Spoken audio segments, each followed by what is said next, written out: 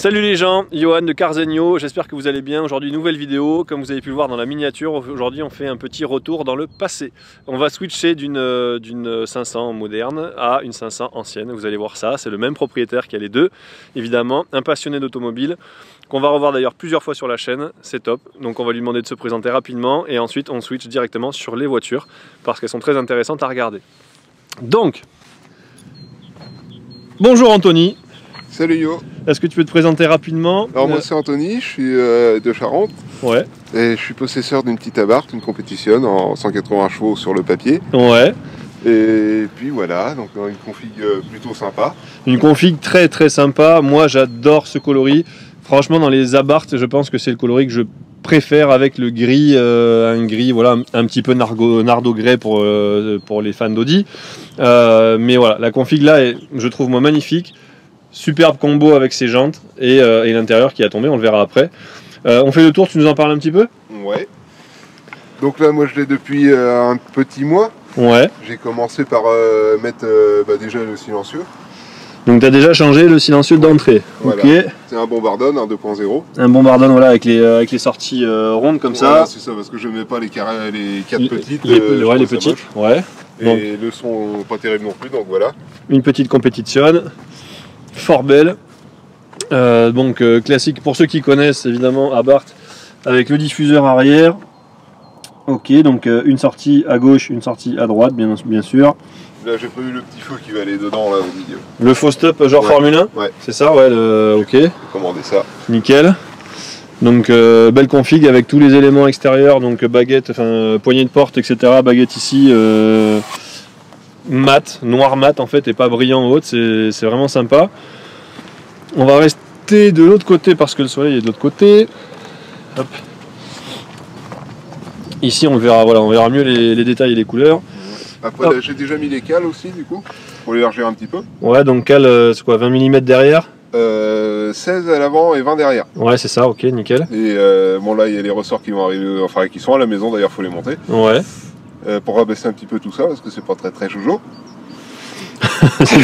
Oui, enfin c'est déjà mieux que les autres oui. d'origine. Sur la compétition, effectivement, elle est déjà un peu. Il y a les conis d'origine déjà. Il y a les conis, voilà. Alors que moi, elle est perchée et c'est vraiment immense. J'ai l'impression que c'est un 4x4 le truc. Voilà, les détails donc classiques. Donc ça, globalement, tout le monde connaît. Il a fait effectivement des coques carbone aussi. Il a posé des coques carbone ici qui sont du plus bel effet. Les liserés.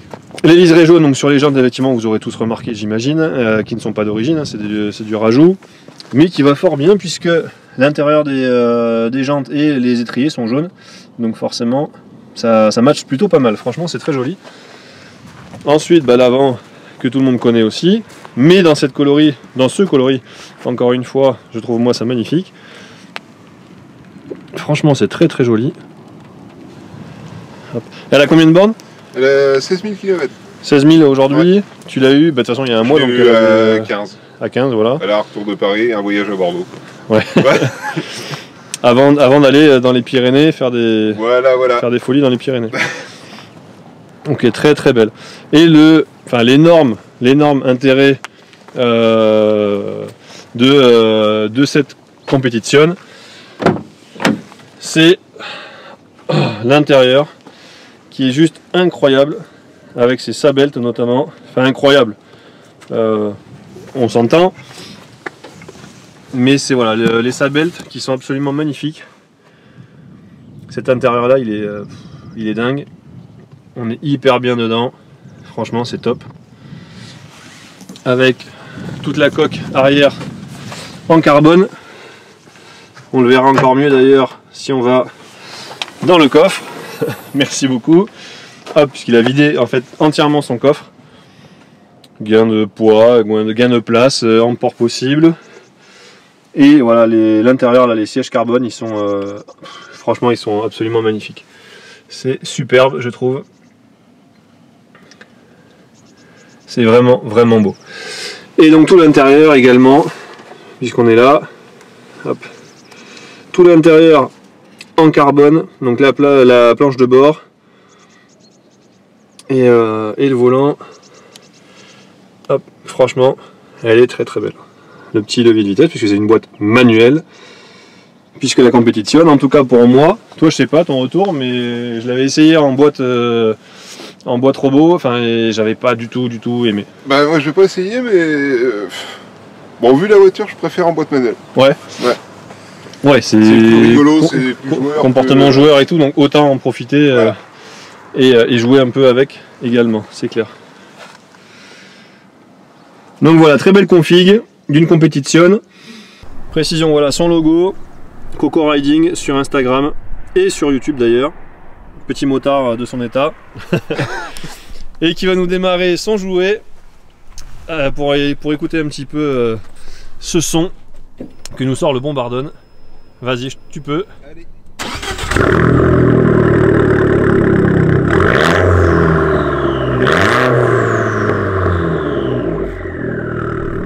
Alors nous voici à l'intérieur, donc j'ai pas précisé tout à l'heure, mais elle est également équipée du taux ouvrant, donc des sabeltes, ça j'en ai parlé, du pack carbone devant, du système audio Beats, du système audio Bombardone aussi dans le coffre, donc ça résonne un petit peu ce que je vous disais tout à l'heure. Bon, la clim, etc., c'est habituel, et le pack performance, bien que les gens ne fassent pas penser au pack performance, puisque le pack performance englobe un certain nombre de choses, dont des jantes spécifiques. Là ce sont d'autres jantes, mais néanmoins il y a bien donc le différentiel, enfin l'autobloquant, et ce qui va donc avec le pack performance habituellement. Au pire je fais un petit listing pour ceux qui veulent les infos, à moins que tu veuilles le dire directement. Non, bah, de toute façon après t'as à peu près tout dit, hein, j'ai pas grand chose à rajouter. Ouais, désolé. Ah non, c'est pas grave.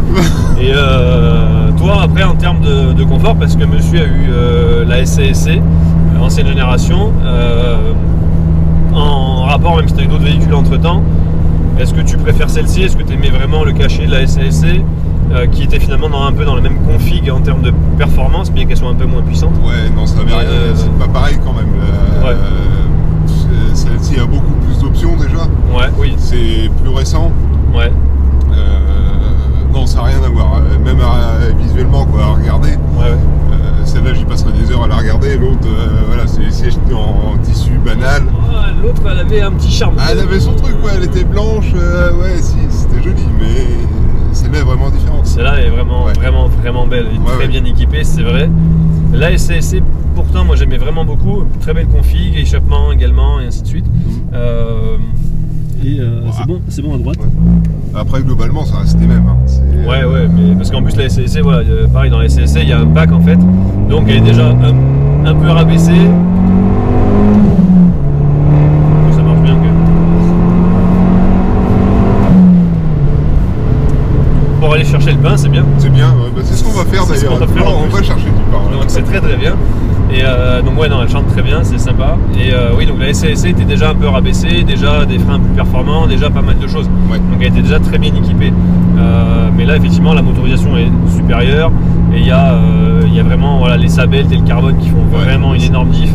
L'intérieur, quand il y a les sabeltes, moi je le trouve dingue. Les jantes sont très belles et vont très bien avec cette configuration, cette couleur là de carrosserie. Donc non, elle est vraiment très bien. Seul inconvénient, il faut le dire, et j'en profite parce qu'on est tous les deux assez grands, avec les sabeltes, on a la gueule dans le toit. Et c'est pire dans le garage. Dans le garage. Là. Ah oui. Ah oui. Ils ont changé Peugeot. Oui, c'est plus ce que c'était. C'est plus ce que c'était. Une Nissan GT-R dans le hall Peugeot, ils ont changé. Et merci. En plus, particulièrement fan. J'y pensais hier. C'est très bien. Très bien. Et qu'est-ce que je disais? Oui, donc les grands. Quand on est grand, effectivement, avec les sabeltes et en plus avec le toit ouvrant, clairement on peut être emmerdé avec le plafond. Il existe un système de platine qu'on peut, une platine plus courte, plus basse, pour abaisser effectivement les sièges et du coup on n'est plus emmerdé. Après, il y a aussi la solution simplement de ne pas avoir le toit ouvrant, qui permet de ne pas être gêné par le toit. Mais on est encore un peu, haut. Ça enlève cette bosse en fait. Voilà, ça enlève cette grosse bosse là qui fait plusieurs centimètres d'épais et du coup on n'est pas emmerdé. Mais sabelte plus toit ouvrant, c'est pas la meilleure config. Donc il va les faire rabaisser, enfin il va faire des platines plus basses tout simplement pour ne plus être emmerdé. Et les grands en général, c'est ce qu'ils font sur ce type de config. Donc voilà. Elle est bien quand même. Enfin voilà. Mais bon, ça vaut quand même pas une petite ancienne. Non, c'est sûr, c'est... Non. Bon, c'est dit,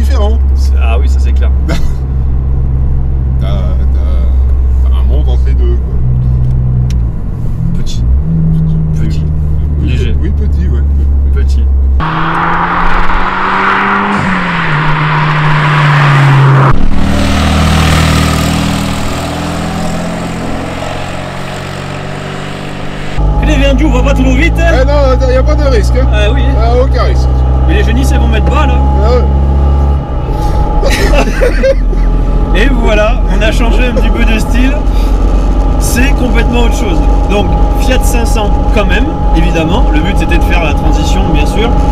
Nous voici ici dans une très belle Fiat 500, très bien restaurée par l'ancien propriétaire et par toi-même. Ouais. Parce que vous avez fait effectivement des travaux. Lui, plutôt carrosserie. Petite boîte qui passe crème, sans forcer. Il n'y a pas de synchro. Il n'y a pas de synchro. Et donc toi tu t'occupais de la motorisation. Ouais. Tu me disais, beaucoup de travail à faire, mais tu y arrives parce que c'est relativement simple. Non, c'est facile, on trouve facilement les pièces. Ça se répare très bien. Ouais. Et ça fait chier, c'est du vrai. Et ouais, non, ça se répare quand même relativement bien. Ouais. Très simple de mécanique. Voilà quoi. Ça marche. C'est facile. Ouais, cool. Bon, vous avez vu aussi accessoirement qu'on n'a pas beaucoup de place. Hein. Épaule contre épaule. Bon, certes, on est un peu gaillards tous les deux. Tu prends plus de place que moi quand même. Ta gueule. Merci. Arrête si je mets un coup de volant. Ils sont désagréables. Ouais, mais tu vas mourir aussi en fait si tu le fais. C'est vrai. C'est vrai. C'est vrai. Je te ferai voir les sièges éjectables tout à l'heure. Ouais, c'est ça. Oui, parce que cette voiture est munie de sièges éjectables, donc faut faire gaffe quand même. Donc pas de ceinture, à l'ancienne, c'est légal hein, puisque c'est un véhicule ancien. Je crois que c'est à partir de jusqu'à il y a une date qui fait. Je vous le mettrai là dans la vidéo. Mais voilà, c'est un charme fou. Évidemment, on va pas faire Paris-Marseille avec ça, hein, c'est clair. À l'époque, il le faisait. Hein, à l'époque, il le faisait, mais c'est moins droit. Faut pas connaître avant, quoi. Mais voilà, faut pas être une famille nombreuse, faut pas, voilà. Et puis il faut avoir du temps quand même. Parce qu'en gros, si t'as 15 jours de vacances, c'est une semaine pour descendre, une semaine pour rentrer. Donc en gros, l'avantage c'est que tu réserves pas sur place, tu réserves sur le trajet. Et voilà, mais voilà, charme de dingue. Je vous montre un petit peu l'intérieur quand même, parce qu'il y a pas mal de particularités. On va commencer par les essuie-glaces qui fonctionnent super bien. Mono-vitesse. Et si on s'arrête en haut, on s'arrête. Ah, il s'arrête bien au bon endroit. Ils sont bien. C'est beau. Ensuite, la clé donc de contact. Voilà. Les phares. Les phares. Après, on active là. Donc là, dès qu'on allume, on est tout de suite en veilleuse. D'accord. Code, phare. Code phare, parfait. Ça, c'est juste pour la lumière du compteur. Ouais. Ok. Un interrupteur juste pour la lumière du compteur. Voilà, c'est ça. Le voyeur des phares. Ouais. Témoin des phares. Les clignotants de l'autre côté, donc ils sont là, voilà. Ah, c'est magnifique. Voilà le petit compteur, superbe. Voilà. Klaxon. Oh, et puis qualitatif. Qualitatif le klaxon. Petite boîte à gants. Particularité au niveau de l'accélérateur. Vous voyez, c'est une toute petite pédale sur la droite, très particulière et pratique concrètement pour conduire. C'est pas dérangeant. C'est pas dérangeant, d'accord. Ce qui fait bizarre au début, c'est vraiment conduire en décalé, quoi. Ouais, parce que là, t'as la roue en fait qui est ici. Exact, tout à fait. Et là, du on coup, va pas monter du coup, t'es même pas assis dans l'axe, t'es sur le travers. Ouais. D'accord. Mais on s'en rend pas compte. Sinon, on s'en rend pas compte. Levier de vitesse. Voilà. Et ensuite, démarreur. le démarreur et le starter. Voilà. Tire dessus. Donc oui, hein, pour ceux qui ne connaissent pas, il y avait un starter en fait à un moment donné sur les voitures. Maintenant, c'est automatisé, etc., Mais sur les anciennes, il fallait les actionner à la main. Ensuite, le petit le petit toit ouvrant qui est juste génial. On peut ouvrir ici, en fait on débâche parce que c'est une toile, hein, voilà. Ensuite les petits détails très sympas ici pour ouvrir, et vous allez regarder effectivement que c'est même pas moi qui viens ouvrir ma fenêtre, c'est Anthony. Comme moi je pourrais aller ouvrir la sienne parce qu'en fait tout est tellement serré qu'on peut faire ça. C'est juste génial. On referme ici, grand confort, les vitres électriques, bien sûr que non. Poignée ici, il faut avoir à peu près fait de la muscu pendant 2 ans pour pouvoir la actionner. Non, elles sont un peu dures, mais c'est top. Poignée toute simple également ici, voilà pour fermer. Franchement, elles sont top. Et option du Seigneur, voilà le standard classique pour fumer la petite gitane et la mettre dedans. Mais au pire, t'as aussi vite fait de la mettre dehors, quoi. Moi aussi, mais c'est pas bien. C'est vrai. C'est pas bien. C'est l'habitude. Voilà. Grillé cacahuète. Et donc voilà. Franchement, elle a un charme de fou. Moi j'adore. Mais là par contre on va mourir parce que c'est là. Non, Non, d'accord. Loin, du coup. T'as pas fini. Et non, j'avais eu peur, je pensais qu'il allait tourner, mais il était lancé. Pas lancé à 30 à l'heure, mais lancé quoi. Non, on est presque à 60. T'as pris un max avec? Ouais, alors RUP t'as 85. Mais c'est la fin. Hein, ah bah ouais, là elle est au bout de sa vie. C'est la fin. Ouais, donc 85 vitesse max, c'est beau. Ça, c'est un régal. Tu sais, je commence une phrase, mais j'arrive jamais à finir. Et je... On va attendre. Ah, j'ai mal. J'ai mal. Enfin voilà, extérieur, de suite. C'est bon. Si on arrive. Allez dedans. Si on y arrive. Donc voilà, on vient de s'arrêter, on a fait un petit tour avec autre chose. Autre époque, autre monde, c'est franchement pas le même délire, mais c'est très sympa. Donc voici la bête de course. Anthony, est-ce que tu peux nous en parler un petit peu? Donc une Fiat 500, 1967. 67, putain, les gars, 53 ans presque. Ouais. Enfin 53 ans, non aujourd'hui en fait, enfin, on est en 2020, donc 53 ans on y est. Ouais. Ceci dit, elle se porte particulièrement bien pour une mamie de 53 ans. Raconte-moi un petit peu voilà, l'histoire de la voiture depuis ton acquisition et puis même avant si tu as un peu les anecdotes et son parcours. Ouais. Donc elle a été entièrement refaite. Ouais, Donc carrosserie, moteur. d'accord. Et voilà, c'est à peu près. Elle était dans un bon état ou tu l'as récupérée franchement Non, il y avait des travaux lourds à faire? Ouais, il y avait des chefs qui dormaient dedans. Ouais. Normal, ouais, normal. ouais. Pour une voiture, on y fait dormir des chèvres, c'est normal. Voilà. Mais bon, dans l'ensemble, elle était quand même très propre. Ouais. Enfin, saine de carrosserie. Scène de carrosserie, c'est déjà ça. Voilà. Toi, travail de motorisation? Oui. T'as refait tout le moteur? Tout le moteur entièrement. Ouais. Entièrement. Beaucoup de boulot ou c'est relativement simple à travailler dessus? Non, c'est assez facile, les pièces sont faciles à trouver. Ouais, Ça se travaille bien, c'est pas compliqué à démonter, enfin n'importe qui pourrait le faire. pourrait le faire, d'accord, ok. Alors moi, il y a un truc qui me fait bien délirer, on a donc conduit avec, c'est pas très confortable, encore que l'assise est franchement très sympa. Par contre, les roues, c'est des roues de brouette un petit peu, franchement, elles sont pas beaucoup plus grandes, pas beaucoup plus larges. Et quand on est derrière, on le voit clairement.